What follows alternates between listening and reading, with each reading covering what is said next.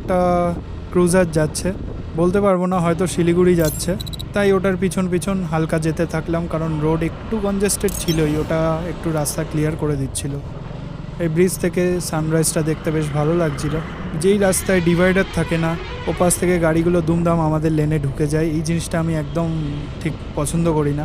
তো আমি সেফ থাকার জন্য সবসময় একটা 4 হুইলার বা একটা একটু ফাস্ট মুভিং বাস তার পিছু নিয়ে নিই, একটা রক্ষা কবচের মতো সামনে থাকে।